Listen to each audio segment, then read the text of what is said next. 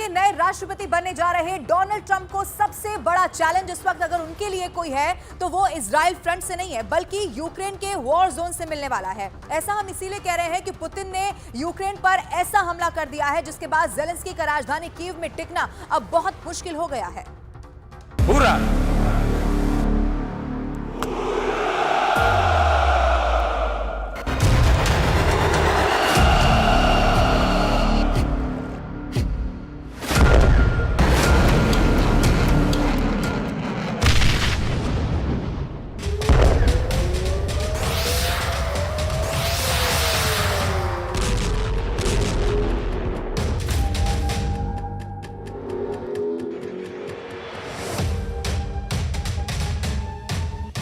Putin की missile बौछार, Ukraine में भयंकर तबाही। 15 घंटे पहले पुतिन की रूसी सेना ने जिस तरह से आसमान से आग उगलती मिसाइलों से यूक्रेन पर हमले किए हैं, उसने राष्ट्रपति ज़ेलेंस्की और उसके कमांडरों की चीखें निकाल दी हैं। कई महीनों के बाद रूसी मिसाइल ब्रिगेड ने यूक्रेन की राजधानी कीव पर बेहद खौफनाक और बड़ा हवाई हमला किया है। हम आपको आज 3 खबरें दिखाने जा रहे हैं जिससे साबित हो रहा है कि भले राष्ट्रपति बाइडेन और नवनिर्वाचित राष्ट्रपति डोनाल्ड ट्रंप दावा करें कि रूस यूक्रेन जंग में आखिरी रास्ता समझौता ही है, लेकिन पुतिन के तेवर और जंगी एक्शन साबित कर रहे हैं कि लगभग 3 साल से चल रही यूक्रेन जंग अभी रुकने वाली नहीं है। कीव पर हुए रूसी हवाई हमलों ने अमेरिका और नेटो के एयर डिफेंस की धज्जियां उड़ा दी हैं। हम आपको दिखाने जा रहे हैं कि कैसे पुतिन ने बातचीत की आड़ में यूक्रेन के बड़े इलाके पर कब्जा लगभग कर लिया है। बैलिस्टिक मिसाइल से हमले, कीव में मौत की सुनामी। यूक्रेन की राजधानी कीव पर राष्ट्रपति ज़ेलेंस्की को बड़ा नाज है। ज़ेलेंस्की को लगता है कि राजधानी कीव के ऊपर ना तो पुतिन की मिसाइल हमला कर पाएंगी और ना ही आत्मघाती ड्रोन।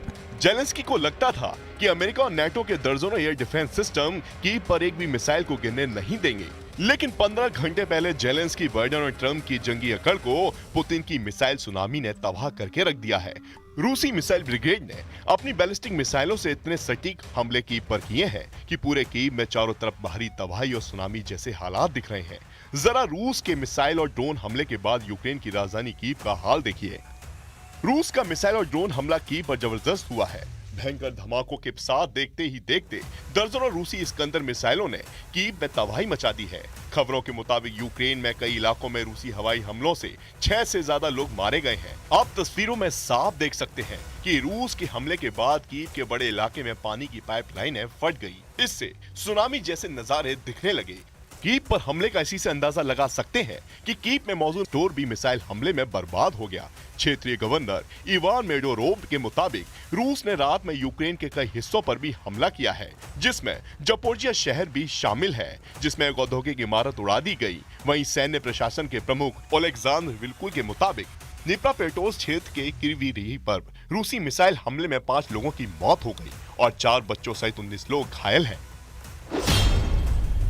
अब इसी एनिमेशन से समझ लीजिए कि कैसे पुतिन की मिसाइल ब्रिगेड ने कीव, यूक्रेन और नेटो के एयर डिफेंस सिस्टम को चकमा देते हुए कीव को तबाह कर डाला। रूसी मिसाइलों ने कीव में तैनात ब्रिटेन के Grave Hawk air defence system को तबाह कर डाला। यहां तक कि लंबी दूरी की सुरक्षा में तैनात अमेरिका के patriot PAC-3 air defence system को भी रूसी बैलिस्टिक मिसाइलों और ड्रोन ने तबाह कर दिया। यूक्रेन को नेटो देश और ब्रिटेन, अमेरिका से मिले एयर डिफेंस सिस्टम रूसी हवाई हमलों के सामने फेल साबित हुए। अब आप ये भी जान लीजिए,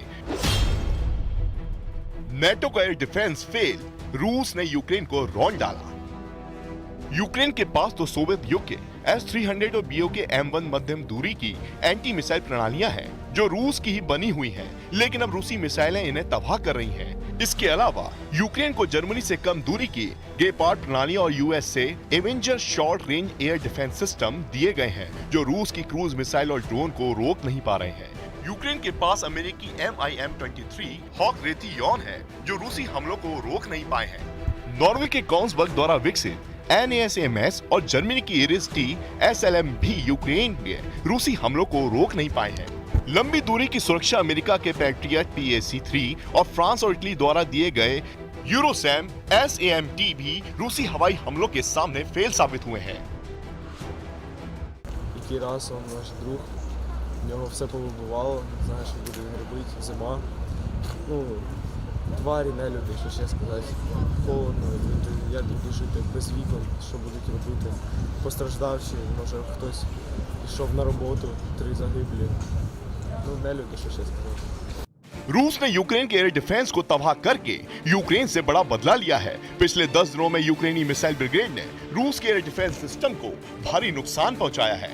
13 जनवरी 2025 को एक ही दिन में यूक्रेन ने रूस के 5 एयर डिफेंस सिस्टम को तबाह कर दिया था। यूक्रेनी सेना ने दावा किया कि उसने 13 जनवरी को रूस के 2 pencil S-1 anti aircraft missile gun system और एक OASA एयर डिफेंस सिस्टम और 2 S-300 एयर डिफेंस सिस्टम को एक ही दिन में तबाह कर दिया था। इसकी कुल कीमत करीब $35 करोड़ थी। इससे पहले यूक्रेन सेना रूस के S-400 एयर डिफेंस सिस्टम को भी तबाह कर चुकी है। अमेरिका में डोनाल्ड ट्रंप के सत्ता संभालने से ठीक पहले दोनों के बीच जारी ये लड़ाई और तेज हो गई है।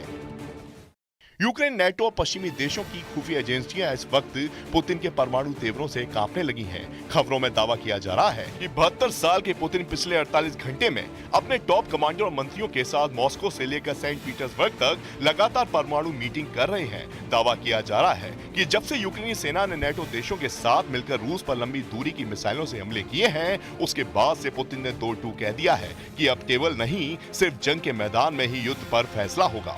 आने वाले कुछ घंटों में ही रूस की तरफ से यूक्रेन पर या तो परमाणु हमला हो सकता है या फिर लंबी दूरी की बड़ी मिसाइलों से यूक्रेन की राजधानी कीव को तबाह किया जा सकता है।